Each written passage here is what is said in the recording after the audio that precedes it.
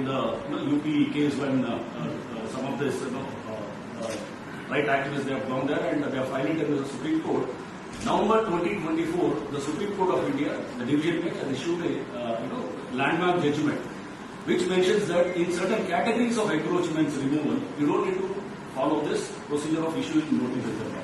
So, taking cue from this, we have been going on the removal of the encroachments.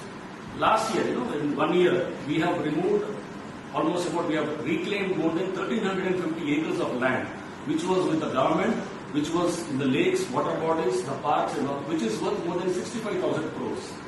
And this year, we have set a target to remove more than 2,000 crores of this encroachments, take it over. The government takes it over, and we fence it. We mark it with digital coordinates, and we have a system of monitoring it from the headquarters.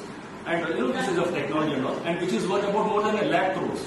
So the information what we have is that more than 10 lakh crores worth of these assets, public assets, are in the hands of the land grabbers. So that is what HYDRAA is up to now.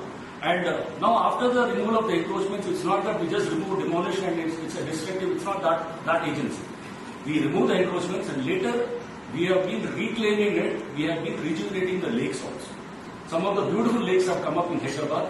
I mean, if you are here tomorrow, you can visit a few of our lakes. Also, we are developing. There's one lake here very near to the National Police Academy called the Bumurkund. That's a lake which was a historical lake formed in 1790 by the then Nizam, and that has been totally encroached by the local politicians and local land grabbers, and that has been hardly reduced to about 2-3 acres, and that is also filled with a lot of filth and sewage or garbage and water. That has been now removed. A lot of structures were removed, and we have taken over that particular lake, and it is now almost 18 acres of lake, which has been, we could rejuvenate it, and that is ready for inauguration. You can see it here. It has come up very well, and now everybody, public, are now the stakeholders in this.